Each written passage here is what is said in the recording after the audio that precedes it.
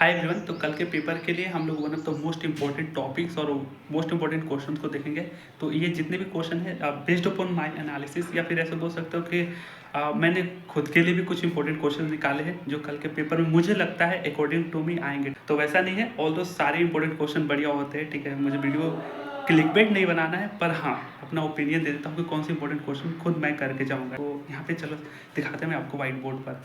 Unit 1 की बात करूँ तो देखो, मुझे ये सारे क्वेश्चन है जो हाईली हिट करने के चांस है। ठीक है, तो पहला आपका प्राइमरी गोल ऑफ सस्टेनेबिलिटी, दूसरा है कि एनर्जी से आप क्या समझते हैं, एनर्जी का डिफिनीशन, एनर्जी इफिशियंसी होता क्या है, एनर्जी स्टोरेज क्या होता है, और एनर्जी सोर्स, वो एनर्जी सोर्स है वहाँ पे। ठीक है, उसके बाद यहाँ पे एनर्जी सिस्टम और एक कॉम्पोनेंट। ठीक है, ये सारे यूनिक सवाल है, वो 2 बार रिपीटेशन सवाल है, और ये एनर्जी सिस्टम और इसके कॉम्पोनेंट यूनिक को करके जाना ही है, और वो one of the highly important definitions जो होते हैं पॉपुलर।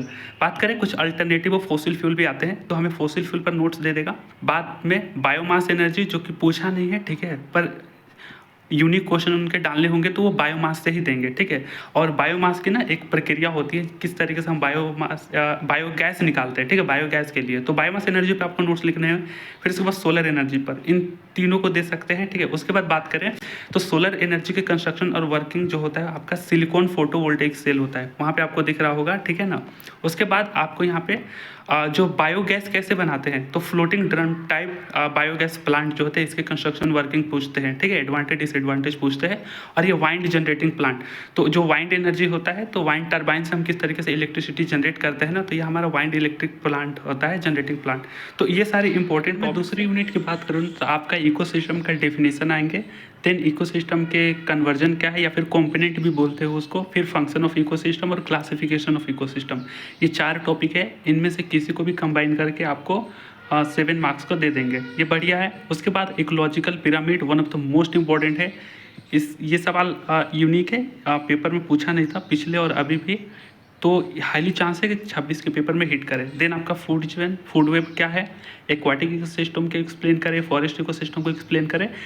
देन आपका लास्ट क्वेश्चन होता है कि रोल ऑफ डिकम्पोजर्स क्या होते हैं इकोसिस्टम में। तो ये हाईली कुछ इंपॉर्टेंट टॉपिक्स है, बहुत कम टाइम लगेंगे, आप इन सबको पढ़ लोगे। ठीक है ना, बहुत बढ़िया है।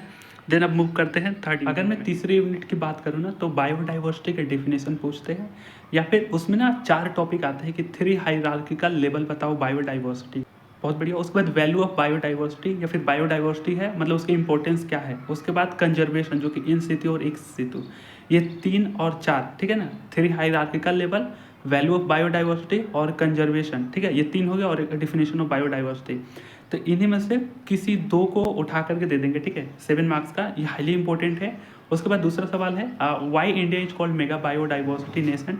देन आपको इंडेंजर और एंडेमिक स्पीसीज बताने हैं। ठीक है, उनके कुछ नाम ध्यान में रखने हैं, और ह्यूमन एक्टिविटी का क्या कंट्रीब्यूशन रहा है जिससे इनके स्पीसीज डिक्लाइन हो रहे हैं। तो बेसिकली थ्रेट्स ऑफ बायोडाइवर्सिटी है ना, उसी का ही आपका आंसर यहाँ पे भी लिखना है। तो बायोडाइवर्सिटी थ्रेट भी आपका कवर हो गया है। तो 3 hierarchical level, value of biodiversity, conservation और थ्रेट्स ऑफ बायोडाइवर्सिटी, ये भी टॉपिक इसमें कवर हो जा रहे हैं। तो ये 3 one of the most important topic है। ठीक है, कल के पेपर में हिट करने का हाई चांसेस है इनके। तो आप यूनिट 4 में आपको वाटर पोल्यूशन देखना है। ठीक है, और एयर पोल्यूशन 25 में पूछा था, तो 26 के पर्पस में शायद एयर पोल्यूशन ना पूछे, वाटर पोल्यूशन पूछने के हाई चांसेस है।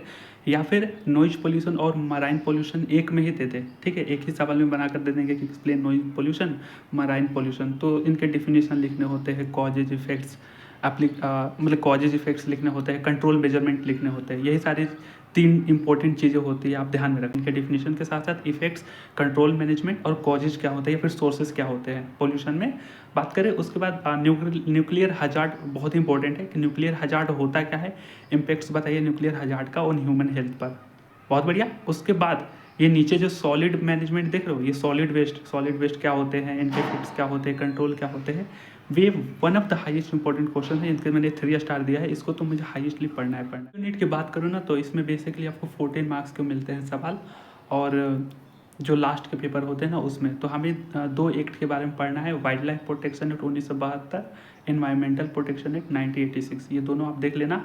उसके बाद नीचे आपका एसिड रेन पे नोट्स लिखने को आ जाएगा, ओजोन लेयर डिप्लेशन हो गया, देन ग्लोबल वार्मिंग हो गया, डिजास्टर मैनेजमेंट बहुत इंपॉर्टेंट है, बहुत इंपॉर्टेंट है, आप डिजास्टर मैनेजमेंट को मत छोड़ना। ठीक है, तो ये बहुत इंपॉर्टेंट सवाल है इनके, हमने देख लिया। एक और आता है ग्रीन बिल्डिंग, उसको देख लेना। मैं यहाँ पे शायद मेंशन करना भूल गया था, पर ग्रीन बिल्डिंग बहुत इंपॉर्टेंट है। इनके सिंपल डेफिनेशन है, ये सारी चीज़ें आप ध्यान में रखना, आप कवर कर लोगे, है ना। तो दोस्तों ये रहे सारे क्वेश्चन, ठीक है। और मेरे हिसाब से, मेरे पेपर एनालिसिस के हिसाब से जो मुझे लगा तो मैंने आपको रिकमेंड किया।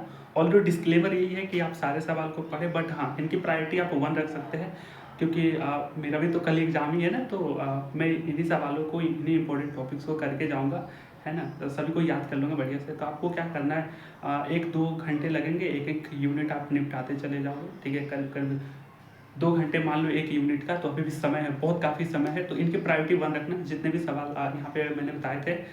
तो यही रही सारी चीज़ें। I hope and good luck for your exam including me, ठीक है ना। हाँ, तो thanks for watching, we will meet in another important video.